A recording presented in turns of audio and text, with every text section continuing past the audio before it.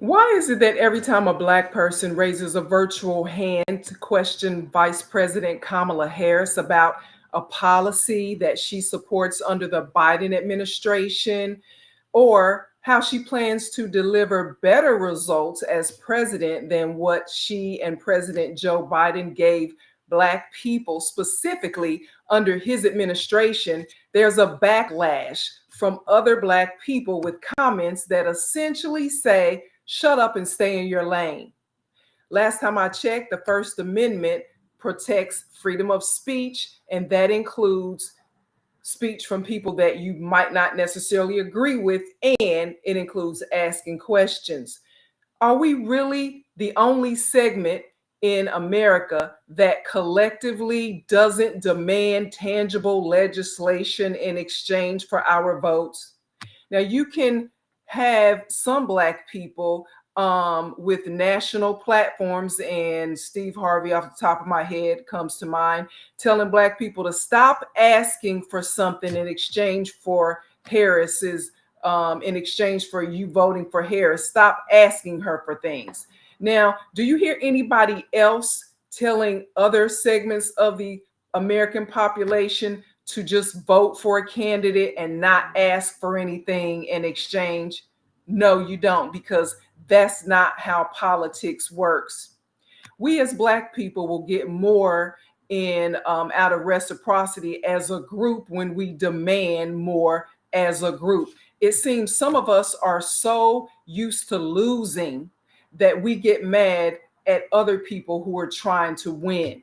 Some of us are so busy trying to be beige. We want to be beige so badly. It reminds me of that Malcolm X quote. Take a look at it. And the whiskey out of your head. It's just like when you got some coffee that's too black, which means it's too strong. What you do, you integrate it with cream.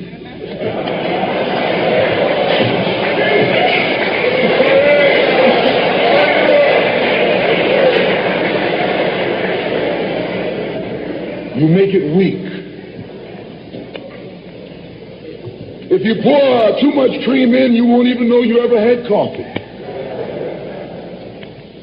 It used to be hot, it becomes cool. It used to be strong, it becomes weak.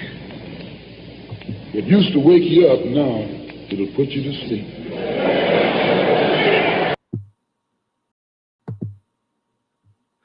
You're watching my journal. I'm Steffanie Rivers. We're multicasting on several platforms. And if you are one of my subscribers, thank you so much for your support.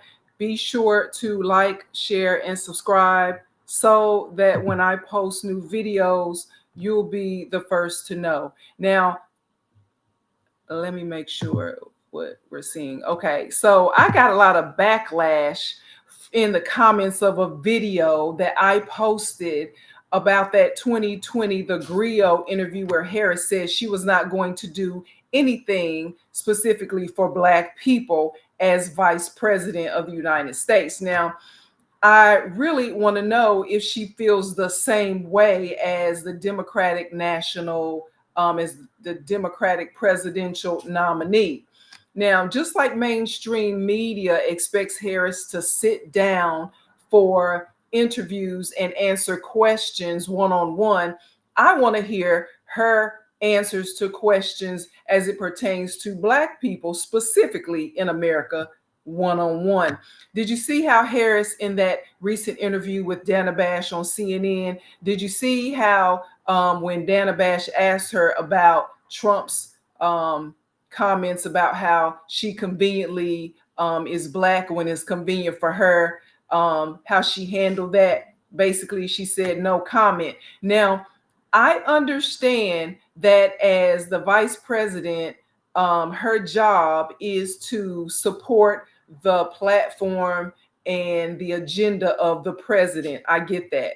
So maybe that's why her answer to the question that she answered was how she had to answer it. Maybe she felt like that was her only recourse. Let's just take a quick look at what she said. You probably have seen it already, but we're going to look at it one more time.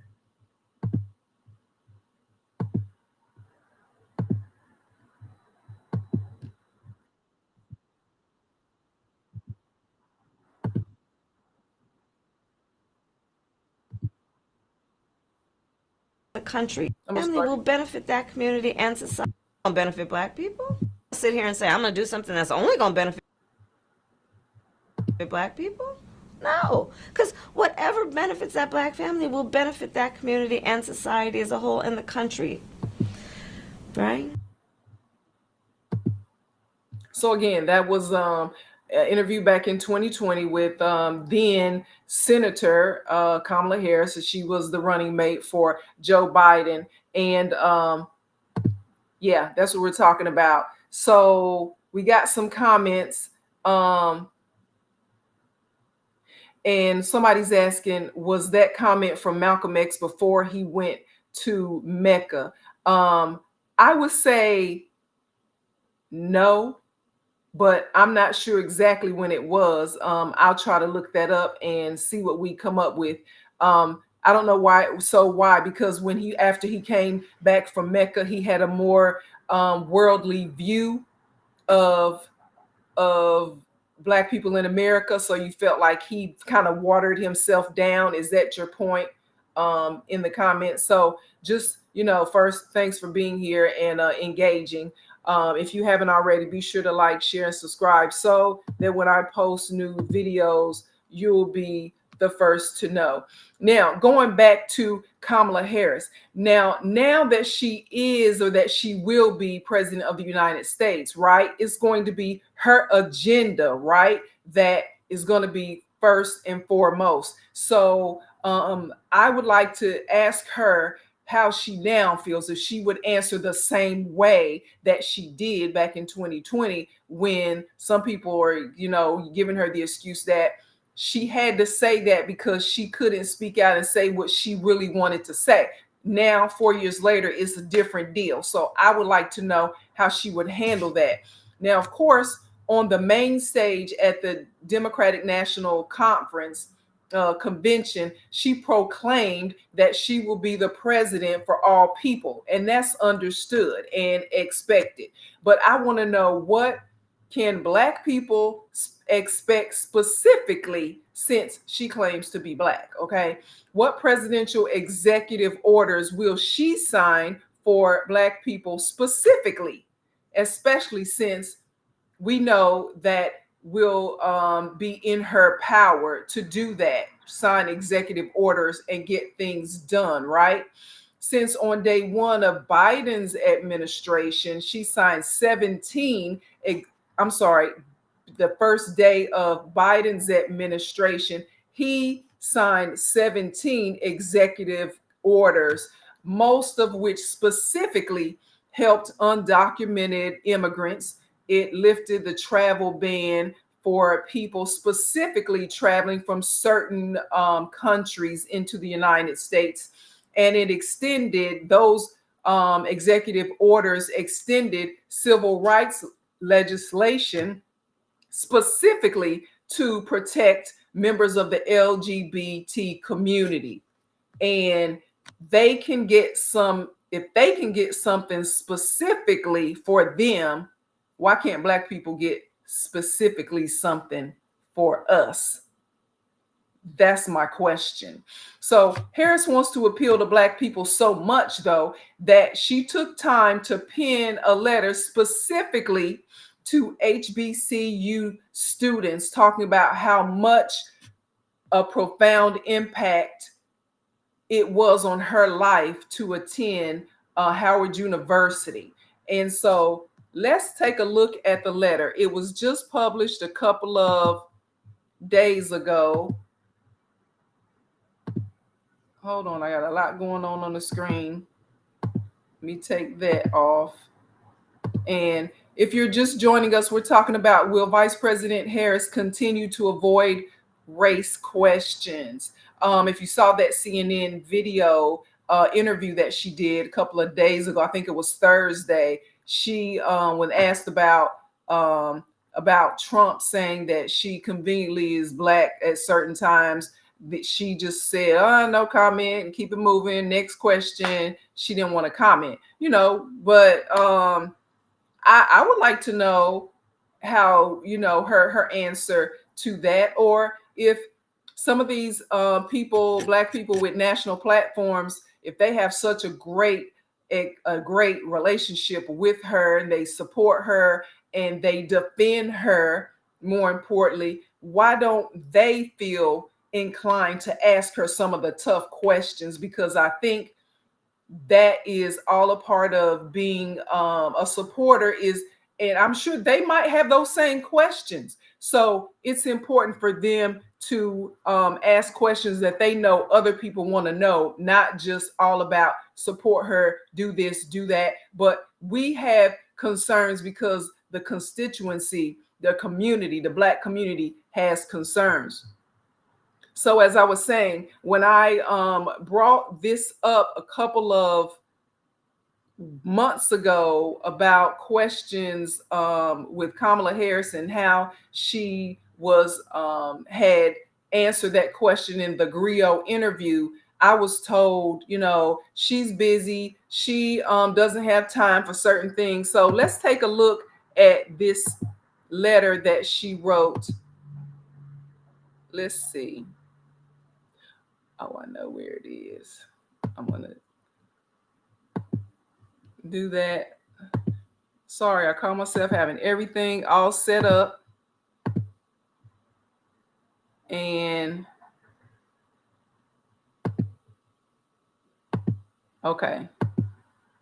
So hopefully you can see that. I will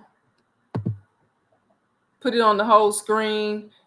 This is it. Because of the vertical video, you are not able to see the whole thing, but I'm going to talk to you about the highlights. And then if you really want to read the whole letter, it's a one-page letter from the Harris-Walz campaign. Harris met some, essentially the letter says that Harris agrees that she met some of her lifelong friends at Howard University. So I would assume that some of her best friends are Black. Okay, we got that. Then she says she first became politically engaged at Howard University. So her alma mater is where her political aspirations probably began. Okay, we got that. The letter said that record turnout of college students in 2020 is the reason she is vice president today. Just like Biden confirmed in 2020 that African Americans put him in the White House, Harris is confirming that the support from Black college students, which is a subset of African Americans, put her in the vice presidential house. Okay. Then Harris went into her campaign platform saying a vote for her is a vote for being safe against gun violence. Now, I'm not sure, nobody, and I agree, we all want to be safe from gun violence, but I'm not sure what she means by that. I would like clarification personally, because I'm a 2A advocate. So I want to know, what do you mean by that? That would be one of my questions if I could ask her. Also, the letter says she is saying a vote for her is a vote for same-sex relationship protection. So does that mean that she will support more LGBTQ legislation? Also, the letter says a vote for her will be a vote for clean air and clean water and support for women's reproductive rights. Okay, so we got that. So that's what the letter is saying. Now, again, if you want to look at it more, you can, but those were the highlights of the one-page letter. So let's click off of that letter. Now, it's been decades. I ain't gonna tell you how many, but it's been decades since I graduated from Tennessee State University in Nashville, and it's also a HBCU. But if I was a HBCU student today and at Howard University specifically, I would ask Harris to explain why she didn't speak out on behalf of the students at her beloved Howard University back in 2021 when they slept outside in tents in protest to avoid staying in rodent-infested dormitories.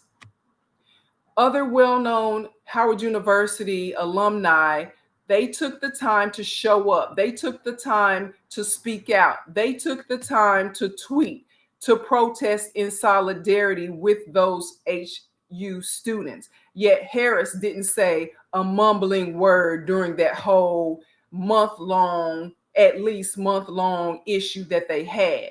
Now, I was told in the comments of the video that I posted at that time about that issue, they said, Harris ain't got time for that. She's busy. She's vice president. She don't have time. That's what I was told. But judging from the letter that we just went over that she wrote or co-wrote, certainly was wrote for her on her behalf if she didn't write it herself, she makes time for what she feels is important to her. But how important will Black people be to her after she gets our vote? That is my question. Will she remember how our votes got her to the White House, or will she put distance between her and us until 2028 when it's time for her reelection? Inquiring minds want to know. Those are the least. That's the least she can do, is answer those questions. Let's see, we got a few more comments.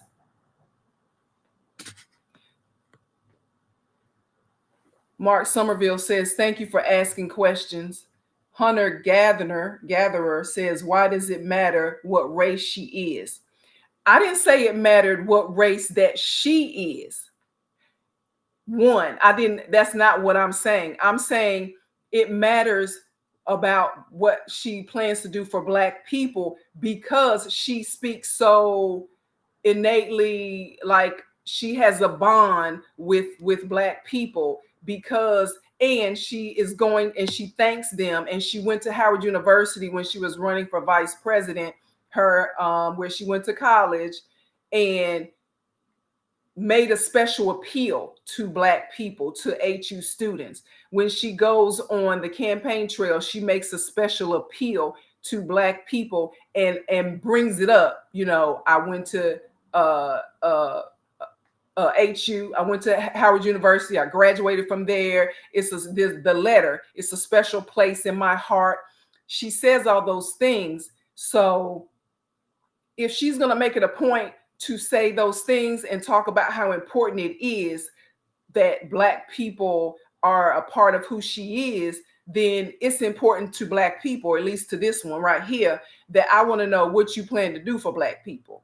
That's why it's important. So it's less important to me, her race. It really is, except for the fact that if she is not one to bring up race and bring up her lineage on the regular, then why make it a point to do it during the election period, which we know why, because she wants Black people to vote for her. And it's okay to want people to vote for you no matter who they are, but if you're going to make it a point to reach out to certain people and in a segregated way, like, oh, Black people, I went to HBCU. And if you're going to do that, then it's just going to be understood. It should be anyway, that somebody's going to bring it up and make a point of it. If you're going to make a point of it, then other people are going to make a point of it too. And how are you going to handle those questions?